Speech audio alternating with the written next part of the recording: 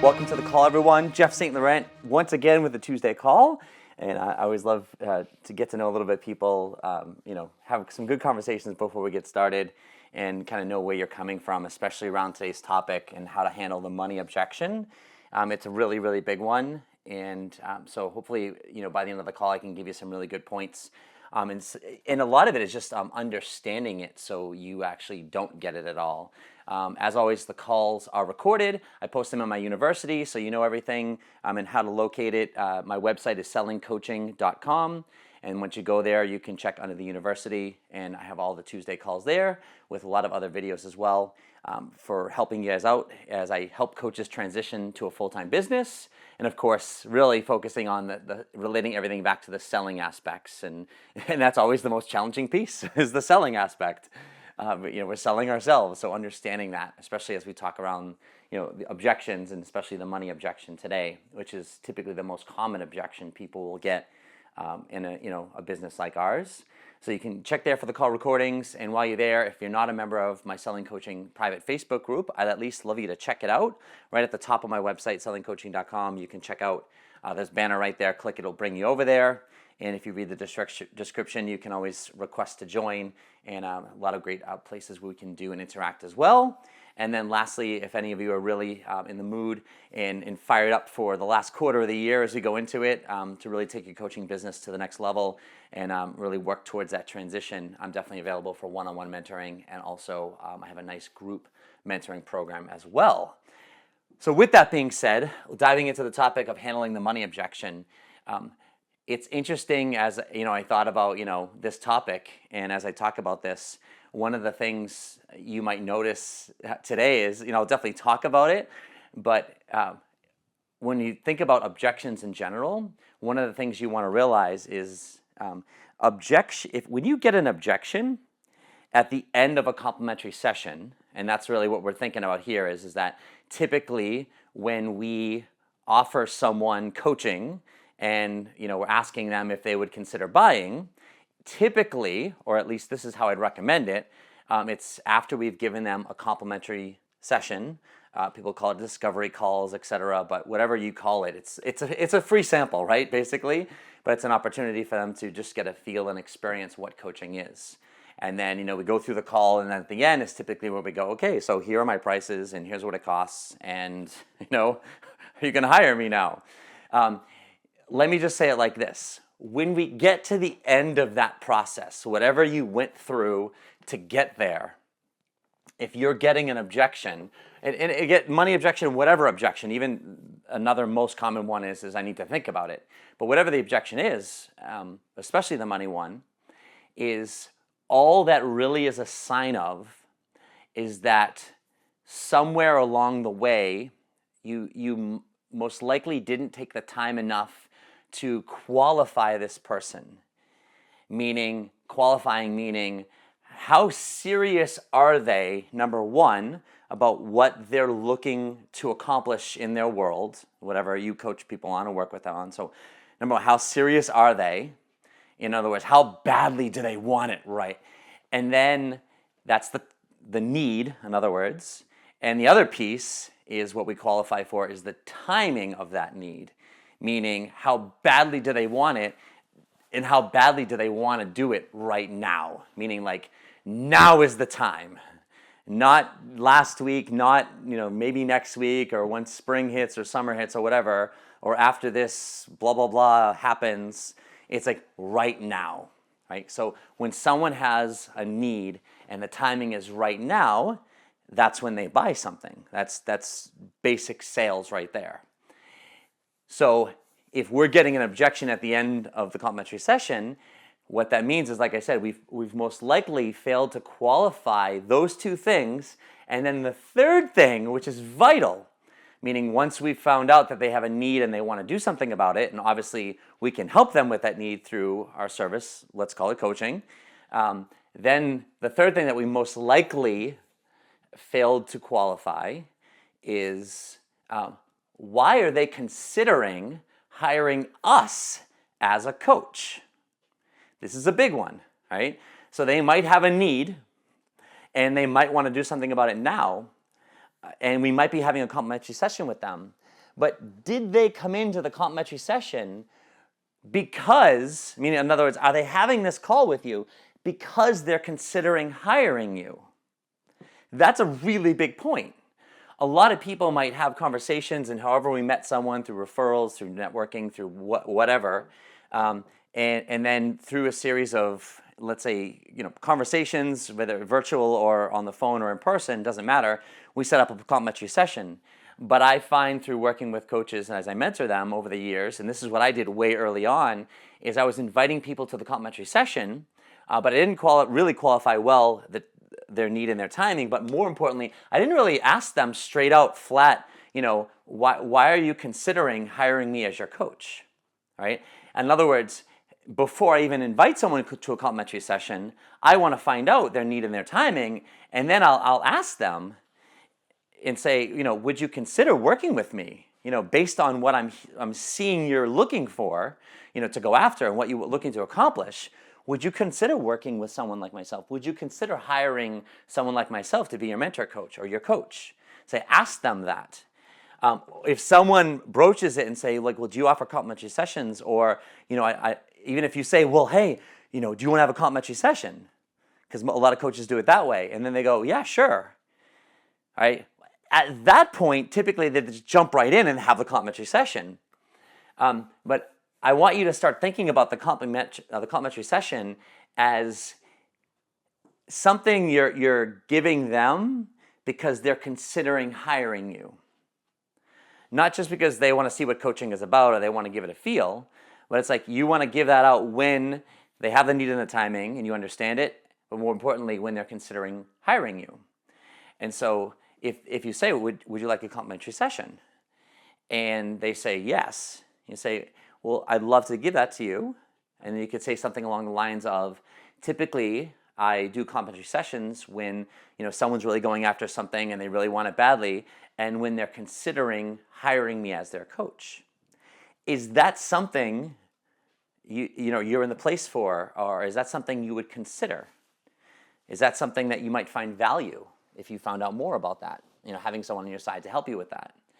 So if you can see what I'm doing is I'm starting that qualification process, because what I don't want to happen is get to the end of this process and have them give the money objection.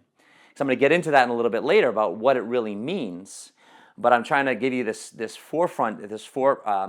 piece here to understand that really it means if they're giving that any type of objection at the end, that we fail to qualify these three things. And once again, it's the need, it's the timing of that need, and are they considering hiring us? Those are the three main things we need to do. And if you're not taking the time to do that, then you're more likely to get an objection at the end.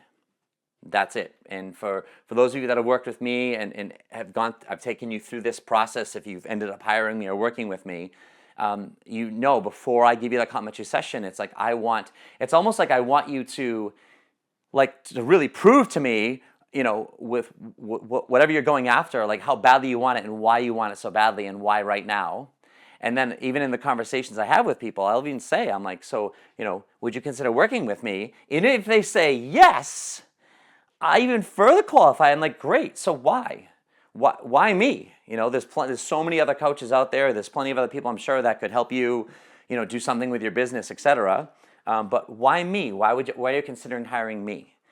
I want to hear all this stuff. You have to remember, you have to be okay with going a little bit deeper, taking a little bit more time, and asking these deeper questions.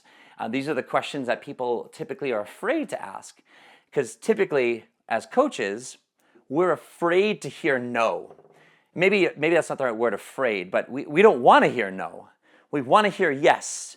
We want clients. We want to get paid, but even more importantly, it's like we want to help people with this thing called coaching, because we're so in love with it and we've experienced it ourselves. And so we tend to fool ourselves by not taking the time and booking these calls. And then what happens is we get frustrated and people don't show. We get to the end of the process and they're kind of tire kickers, and we don't end up getting people hiring us. When you take the time to qualify like I'm talking about and really understanding these pieces out, what happens is is now you're going into the call and both of you are on the same page, meaning like they're coming to the call thinking like, yeah, I'm considering hiring this person because I'm going after this and I think this person might be able to help me. You're going into the call thinking they're considering hiring me. They just have to, see what it's like in the experience, and I just have to find out more of really what they're going after and be able to have a great experience so they can understand better the value in working with me and hiring me. And I just brought up that word value, which you're probably going to hear a million more times before the end of this call, that's the piece right there that someone buys off of. And especially when we talk about the money objection. Money, all it is value. All it is value. So forget about your currency, wherever you're from, and what it's worth, etc. But all money it has a value associated with it. Don't even think about $1 or $10, etc., or $100. It has a value associated, and everybody has a different value based on money, based on what they earn, where they grew up, their relationship with money, and so forth and so on. And so it's different for everybody. But at the end of the day, it's no different than your car or a computer or take any other physical item that you have, your phone, right? Everything to you has certain value. Some things you have, you value them as priceless, like maybe an antique or something your mother gave you before she passed away, or something like that, your grandmother's ring. And it's like there's no price that someone could pay to give that to you, to get that ring. There's no value associated with it, right? Because it's just too much. It's priceless. So everyone has a certain value attached to something, all right? Same thing with coaching. Coaching has a certain value for everybody, and as you can imagine, as I'm saying, it's differently valued. And so one of the reasons why I would recommend never listing your prices on any type of materials, your website, or any other printed types of whatever materials you use in various situations, is because when you say, I charge whatever dollars a session, right? Let's just call it $150 US, right? There's no value associated with that yet because they haven't experienced coaching. Odds are the person you're speaking with or who's potentially considering hiring you, hopefully at this point, they don't know what coaching is. If they've done it before, even if it's like, oh yeah, I've had coaches my whole life. Well, how do you know what coaches they've had and in what situations? Maybe they had a running coach. Maybe they had, who knows whether they paid for them or not and what they paid for, right? So you can't assume things, never assume things. But most people have never experienced what coaching is, so there's no value associated with it. And until you experience it, you don't know. Meaning, why would you pay, $300,000 for a Ferrari? It's a car, right? I've driven a Toyota. I've driven you fill in the blank. But why would I pay $300,000 or more for a car like a Ferrari? But then when you drive a Ferrari, it's different. I've driven a Ferrari and I got in and I'm like, wow, I could understand why someone would pay that much for the car. It's just a different experience. You feel different sitting in it. You feel different. It's just crazy. Doesn't mean I will buy one or not. It just means that I experienced it, and now I could understand why someone would pay for that. I didn't have the need or a timing for that, but I understood more of the value. So now if they go to your website and they see, work with me, and they go there because, maybe they're curious about you, they've seen some of your stuff, etc., some of your videos online, or they attended one of your events or a call like this. Let's say it's me, and so you go to my website and you're like, man, I'm thinking about maybe, hiring Jeff, and I think he provides some good value, and hopefully it's a lot stronger than that, right? But you go to my website and you go to work with me, and let's say I listed my rates there, right? And you're like, wow. And you see all this stuff, and then you see, let's say it breaks down $200 a call, and you're thinking, wow, $200, I don't know. I like this person, but I don't know what that experience is like. Right? So especially if you don't have, or especially if you don't have a lot of information out there, like I provide a lot of value through these calls and through the things that I offer online, because the reason I do that is I want someone who's in my database, so to speak, or in my world. I want them to consume my information as much as possible and as long as possible, because what that's doing is that's building value for what? Hiring me, right? It's building value for my paid services like my one-on-one mentoring or my group mentoring program, my JSL mentoring mastermind. So it builds value for that. That's why I do all that stuff. That's why I do this. I want people who listen to the recordings and call in week after week to start to be like, wow, there's value. He knows what he's talking about. He could help me. So when that need comes, and all of us have a need in some ways, right? But when the timing of it is right, there's already a lot of value there. So typically when I get someone interacting with me, there's already a lot of value there.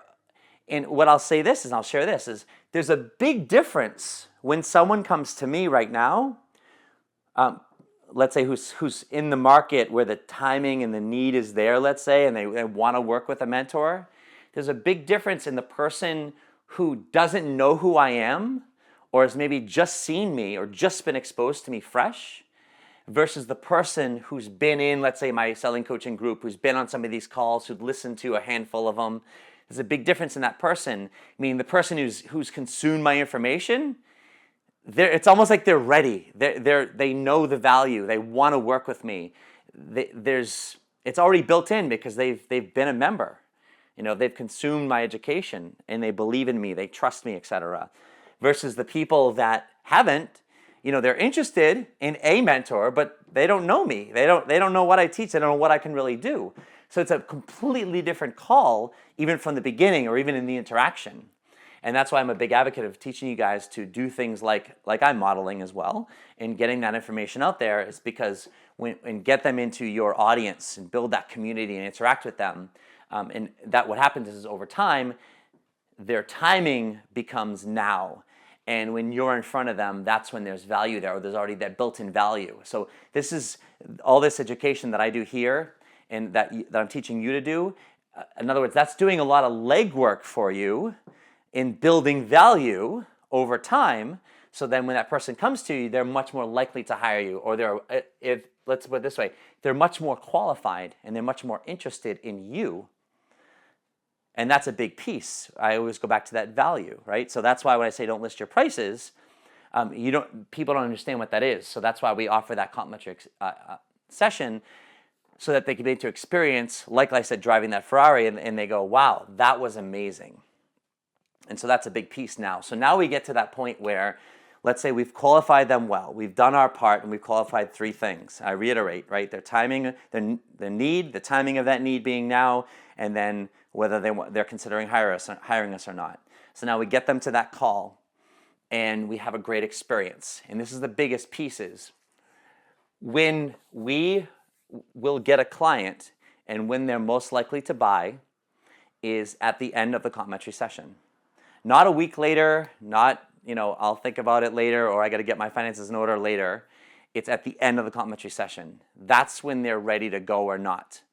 I've found, and this is just from having hundreds of people hire me over the last 12 years, is that if someone doesn't hire you at the end of the complimentary session, unless there's a very specific conversation where, that some people do talk to significant others, etc., and there's specific follow-up, unless there's something like that, typically they're gone after that. They won't hire you. It doesn't mean that they're going to disappear. It depends how strong your community is and what you're offering. But for the most part, they just tend to just go away after that. And the reason is because that experience is where they're going to have that emotion and go like, wow. And by the end of that call, they need to be able to see the value and the benefit in hiring you. They need to be able to see like, wow, if I were to pay this person any amount of money, which I'm going to find out most likely in a few minutes when they tell me, but if I were to hire this person, I can truly see it, I can truly feel as if I'm going to be a lot more successful, or I'm going to be successful, or at least I have hope, because people buy for a lot of different reasons.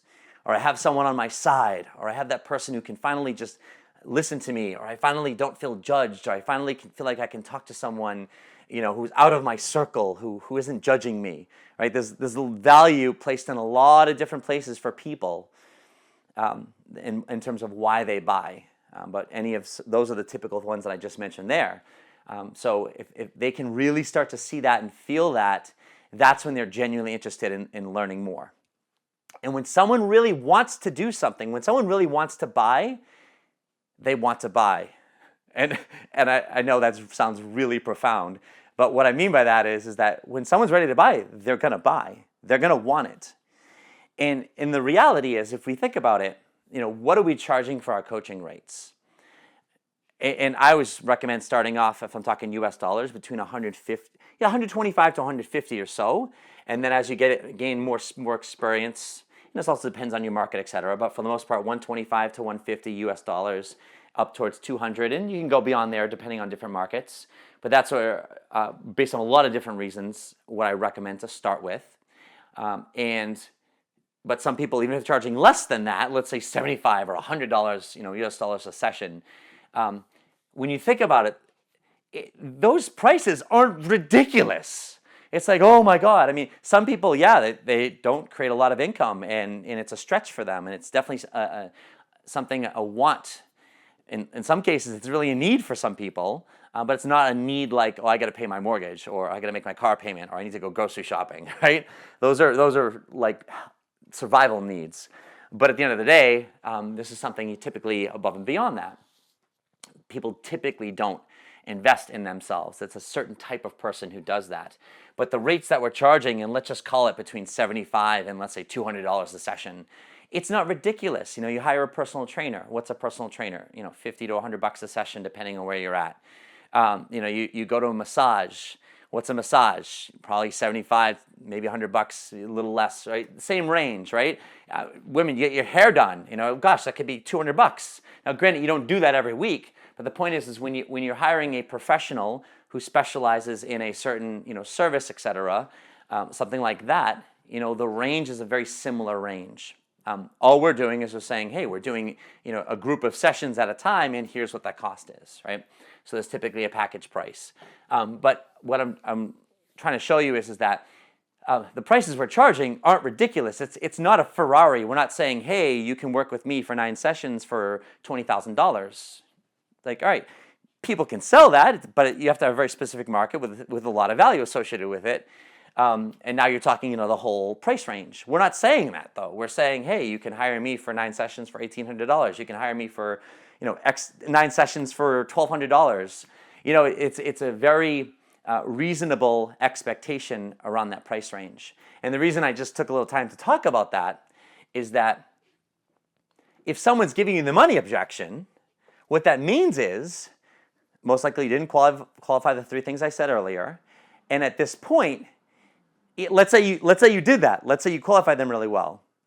At this point, what that means is they don't see the value in hiring you. Doesn't mean you're not worth it. It doesn't mean you're too expensive, because people buy something when they see value in it. And if it's more than what they had anticipated or saved or wanted to spend, or what was maybe in their quote budgets are blown all the time, aren't they? And it doesn't mean we're recommending and we're trying to blow people's budgets. That's their decision. What we're offering is we're assisting them. And if they see value in something and you give them your price point and it's more than what they had thought or budgeted or whatever, it doesn't mean that they're not going to buy. It just means that they're like, okay, well, I want to find a way to do this. And if they're starting to give you the money objection, I want you to start hearing it as this. And again, this is assuming we qualified those 3 things. Instead of me saying, I don't have the money right now, or just finances are so tight, or we just sent our 5th son to college, and you know what I mean? The stories that we hear, and they're all, they could be real stories, but regardless of that, what they're really saying is like, well, you know what? At this time, I don't see the value in hiring you. In other words, I can't see how by me giving you X amount of dollars that you're going to actually help me do what I want to do. That's really what they're saying.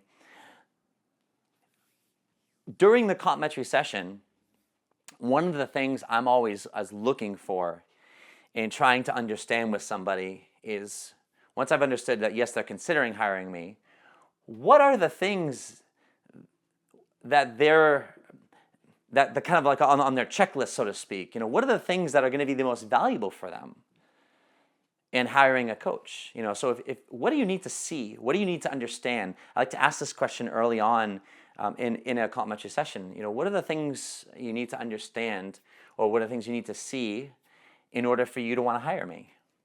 Where you can even ask this: where's the value in working with someone like myself? Where's the value for you in hiring someone like myself? What do you see my role being for you? Ask these questions early on. So what I'm trying to understand is, where's the value for this person? See, a lot of people fear sales is because we don't want to have a pushy salesperson. The quote, used car salesman. And it's it's someone basically trying to sell you something you don't want or you don't need. It's going to buy a car, and you live in, let's say, Santa Barbara, right? And it's beautiful and warm out, and someone trying to sell you heated seats, right? It's like, I don't need heated seats. If the seats were cooling, I would consider it. I'd look into it because it's hot. But I don't need heated seats because I'm not in Massachusetts, right? So that's what we want to start to think about, is that's what a pushy salesman is. So you want to understand where the value is for somebody. So at the beginning of your complimentary session, start to ask some of those questions. Where's the value in hiring someone like myself? What do you see the things that we could do together? Where's going to be the most help? So find out, is it accountability? Is it, initially, you need someone to vent to. You need someone who can understand you, someone who won't judge you, someone who you could bounce ideas off, someone who you could brainstorm with, someone that's going to, so start to understand those pieces. And then what I like to think about, as I was saying earlier, is what I like to, once I understand those things, is if throughout the call, I can't see how I'd be helping this person, then most likely this person can't see how I'm helping them. That's the way I like to think about it. They might. It doesn't mean that they won't, or they don't yet. But if I can't see it, like if I'm like, oh my God, I can so help this person, or if I'm not there yet at some point during the call, especially once I find out where's the value in it for them, what are they most, if they can answer that question, and if they can't answer that question, it's a great way to start the call off and starting to explore some of those things. And then maybe as you start to discover them, you can clarify and ask. So it sounds like you need some accountability, or it sounds like you need consistency. So, if I were to be your coach, or so as your coach, and if I were to help keep you consistent or help keep you accountable, would that be of value to you? And they go, oh my God, absolutely, I so need someone to do that. Absolutely. So that's something that I can definitely do. That's something that I will do with you. See, right there, boom, there's value, right? So those are the pieces that we want to clarify and start to uncover and understand with that. And so if along the way, if I can't start to see that stuff, then I want to make sure, I want to find out where they're at. And I'll even ask them, especially if I don't understand it, we're a third of the way into the call, we're halfway into the call, or especially near the end of the call. And this is especially at the end of the call, where before I give out any prices or anything like that, I want to ask them, so far, how's it going? Or what value are you getting from today's call? I'm curious, so far, can you start to see the value in working with me? If you were to end up hiring me, so far, how can you see, what type of results do you feel you could start to create with working with me as a team, as on your team, or as your coach? So any variations of these types of questions. Where do you, at this point so far, where do you see the most value in the work that we could do together? So you can ask those questions differently. But these are very important questions. Basically, these are kind of called trial closing questions, if I'm using more of a sales term. Trial closing is basically, you're not asking them to buy, you're not asking them to hire you, but you're saying, well, like, if I were to ask you to hire me, like, are we getting there? Are we on the right path? Can you see that? If you were to hire me, or can you see yourself working with me at this point? Where's the value in it for you, or what's been most beneficial for you? So you want to get a feel for that, or or if you get to a point where accountability or consistency, those types of things, it sounds like there's a lot of value in you being consistent And if I were to hold you accountable, if I were to hold you consistent to really following through with this, especially over the next 3 months, correct me if I'm wrong, but it sounds like that would be hugely valuable for you. And they go, oh my God, absolutely. If they're not reacting to it, then it's probably not of value to them. But those are the types of things I like to clarify and bring out, and to understand it, and then be able to show that those are the things that we can do together. All right, so these are some of the pieces along the way. So if someone, again, is giving you that money objection, ultimately tying this together, that really means, assuming you qualify them, I don't see the value in working with you yet. I can't see how I'm going to help you. It doesn't mean that you did a bad job. It doesn't mean that you screwed up. It just means that they can't quite see it yet. And they most likely have questions. Really what an objection is, any objection for that matter, but if we're sticking with the money objection, really what an objection is basically it's a lot of unanswered questions. So if they've got an unanswered question and they know what it is, they can ask you.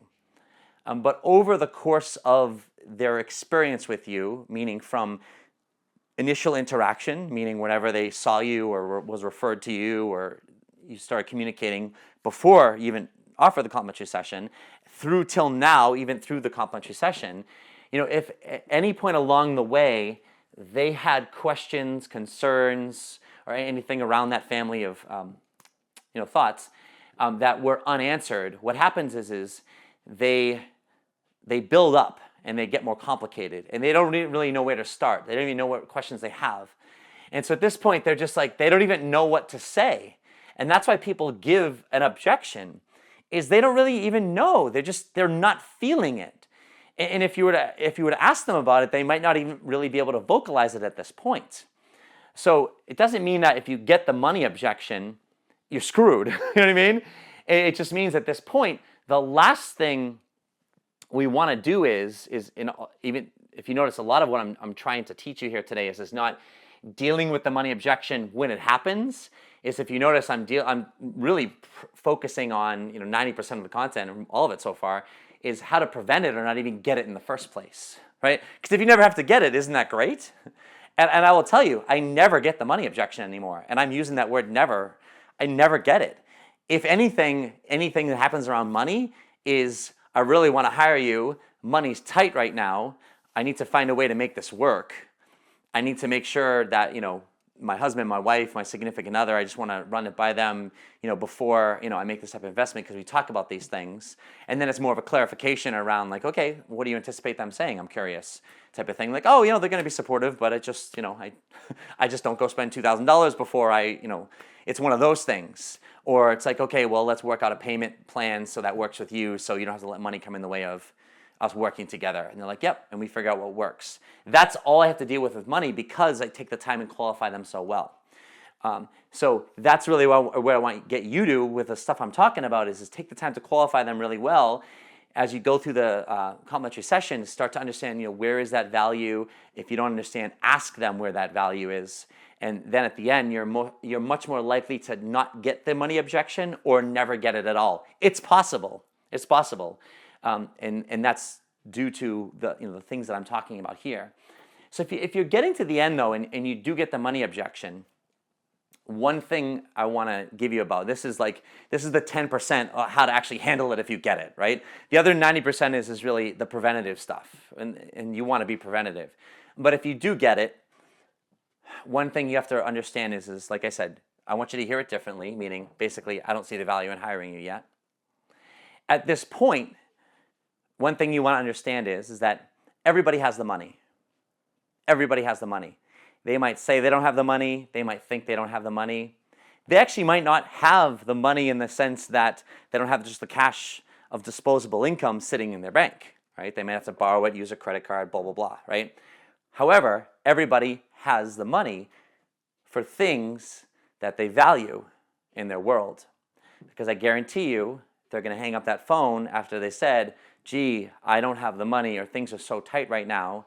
And then they're going to go buy, a pack of cigarettes. They're going to go buy, their favorite whatever. They're going to take the family out to dinner that night and spend, $100. They're going to, you know what I mean? They're going to go buy stuff. They're going to go spend things. So they're going to go online and they're going to find something else, and then they're going to invest in a $1,000 course 2 days later, right? And so why did they have the money then, but they didn't have the money with you? And this is the truth, and you know it's the truth. So everybody has the money. It's just they don't see the value yet. So if you do get the objection, your job at this point is not to just, ignore it. What we want to do rather is we want to start to understand what's really going on. So if you can at least for a minute buy into that everybody has the money and it's never about the money, and just think back to times when you didn't have the money and you bought something and you so shouldn't have bought that something. And even if it was a need or something, whatever it is, right? But you did it and you borrowed and you leveraged and you switched credit cards and you opened up another account or you applied for a loan, and we so shouldn't be doing this, but we so badly need or want X, Y, and Z. And you did it. And you didn't have the money and you shouldn't have done it. So I really want you to understand that. But if they're saying it at this point is knowing that it's not about the money, it's your job to find out, so what's really going on here? So what's really going on? So if someone gives me the money objection, what I say at this point is like, I can appreciate that, and I can respect things are tight. And then you can handle it a bunch of different ways. Let me give you a couple different versions here, because everyone has different styles and everyone has different comfortabilities. And the approach that I would take is just like, I can appreciate that. Let me ask you something. Why is it that you came to the call today? So if you notice, what I'm going to do is I'm going to bring them back to their need, their emotional need. And the reason for that is that people buy emotionally. There's a very small percent of the population that buys logically. But people buy emotionally, like, oh, I really want this, or oh, I really need this, or it's just there's an emotional reason behind it. There's no logical reason to buy a 60-inch, 4K flat screen TV.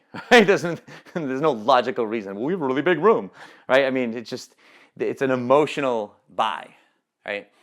So if it's emotional, we've got to bring them back to that place. When we talk about money, money's very logical. Of course, there's emotions attached to money, etc. However, when we go into, they just had this emotional experience with you, and now they're talking, you're bringing up the price. It always goes to a very logical state. And what I'm going to do is I can appreciate that. Let me ask you, why did you come to the call today?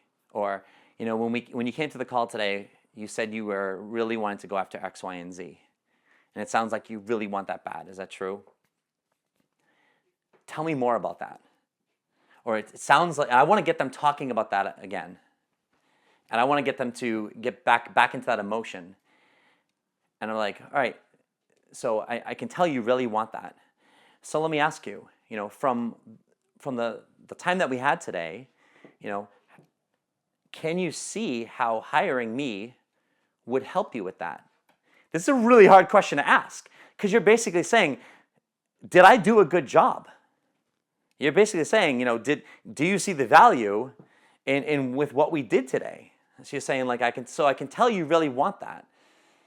So help me to understand then, like, from the call we had today, tell me, if you were to hire me and you were to move forward today, can you see how that would help you? Or tell me about how the value you see in that. Or tell me, do you feel like you would at least come closer, or can you see how you'd accomplish your goal working with me? And this is why I want you to listen to the answer. It's like, oh my God, yes. Oh my God, like you have no idea like how much better it would be. Or that any type of reaction on that type of playing field, that's a good sign. That means that they do see the value, and they will most likely buy if you go back to that piece and then go back into the price. Because they see that value, right? So if they go, oh my God, yes, I can totally see that. I see that. And it's like, okay, so what you're saying, and I would clarify with them, so what you're saying is that, if you were to hire me and move forward, like you can definitely see or how you'd achieve this, or you can definitely see it being a huge help. Definitely. So then we can go back to it. So then let me ask you, like I know you said money's tight right now. Talk to me about that. Talk to me about how we can make this work. Because I've heard you say, you really want this and you can see how it can help me, but you talked about your finances, you brought your finances up, and I can appreciate that. Talk to me about that a little bit more. Have them talk about it. Have them work it out with you. If you notice, I'm not trying to like force them to buy. You can't force someone to buy. They just feel more pressured, and then they're not going to. It's like, basically what you're saying is you really see the value in working with me. You can really see you doing that. But yet you brought up the money. And I can appreciate money's tight. Money's tight. It is what it is. But I hate to see you just walk away from this call knowing that you can feeling like you're going to move forward with your call and achieve what we can achieve together when, like if finances is tight, because we could do something about that. Talk to me about that. Tell me what's going on. And you're not trying to, work out a plan yet or whatever like that. You're just trying to like get down to the bottom of it. Because typically when they want to do it, they'll do it. They just need permission. They just need a little bit of kick. It's so hard for people sometimes to buy on their own. People are used to having to ask, their parents for money, or can I do this? Or their spouse, can I do this? It's very rare that people can just, spend something, especially themselves. They do it for their kids, their friends, or, whoever else. But, investing, thousands of dollars in themselves, it's a rare thing. And so they need to sometimes talk it through and get to that spot. But if you ask that question and you're getting kind of a lukewarm answer, I mean, like, so, can you see how working with me, you'd achieve your goals, it would really move forward? And they're just like, yeah, or, there's hesitation or there's pauses there. Really, at that point, they don't see it. I mean, that's the reality of it. And your job right now is to get them to talk through and where we're at. And you can even say, it's like, so basically what I'm hearing is, correct me if I'm wrong, is that, from your experience so far, you really can't see how hiring me is going to bring you closer to your goal. Is that true? And when you do that, they'll say, yes, I've gotten then the calls. And I was at the point where I personally could not see. I'm like, what are we going to be doing together? I don't even understand this yet. Here I am an hour later, and I don't even know. You know what I mean? And so then at that point, I got to the end of the call, and I wasn't surprised at all when the person said, I actually didn't get to the money objection yet because I didn't talk about my prices, because I felt that hesitancy already. So I like to clarify it before I talk about the money. But I was right. They couldn't see really hiring me. So at that point, we talk about it and understand it. Most likely at that point, if they don't see the value at that point, they're not going to hire you.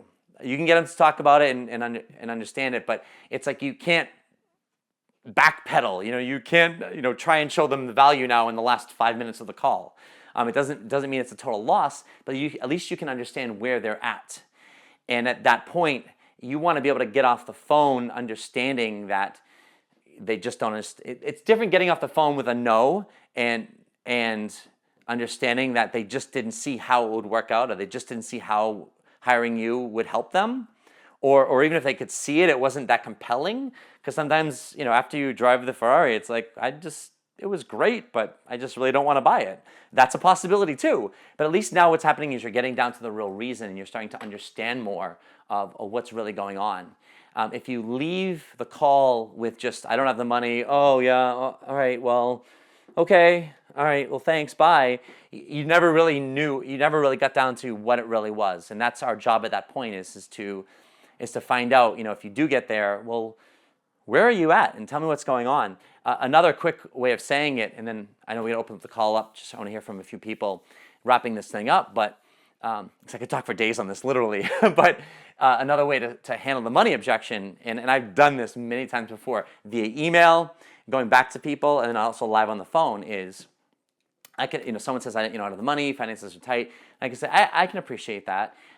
Let me just say this one thing. I've done this enough where I know, and correct me if you disagree with this, but I know that it's never about the money.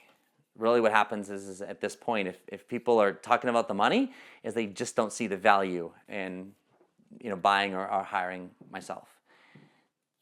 So with that being said, tell me what that means to you, or help me out with that. So at this point, I'm not sensing that you're seeing the value in working with me. Is that true? Just any way of just giving it now back to them. So basically what it is like, what? I've worked with enough people to know that, when they want to buy something, they buy something. So if you're telling me I don't have the money, either just like you're so tight with money, Or you're just not quite seeing, how I can help you. Tell me, where are you at? Tell me what's going on. And I just throw it back to them. And it gets them to talk. And at that point, people will tell you, it's like, yeah, you know what, I just don't really, and they kind of come out with what's really happening, what's really going on, what they're really feeling. Again, and then you might get to the real reason, and it might not be like a deal breaker, so to speak. It might just mean like they might have a question. Oh, well, I just don't see, oh, well, you know what, one of the things I don't understand is blah, blah, blah, blah. And then maybe you answer it, and they're like, oh my God, that's so great. Or like, ooh, that's exciting, or they like it, and then they move forward. But that's really at that point is another way of handling it. If you do get to that point, it's just being straightforward with them and saying, correct me if I'm wrong, but you and I both know it's not about the money. What is this really about? And that's really a direct way of handling it. And I've said that before too, is like, you know what, I can appreciate that you saying the finances are tight, but you know what, you and I both know it's not about the money. I'm your coach. Tell me, what is this really about? And they might say, oh, finances are really tight right now. You have to remember, people are afraid to say no. They're afraid to say no. So they might say, no, but money is tight right now. And I can respect that. But I've worked with this for enough people to understand that, even though money might be tight, there's something else going on. Or they just don't see the value in it. Tell me a little bit more about that. And I'll tell you, they start talking, and now you at least know where you're at with people.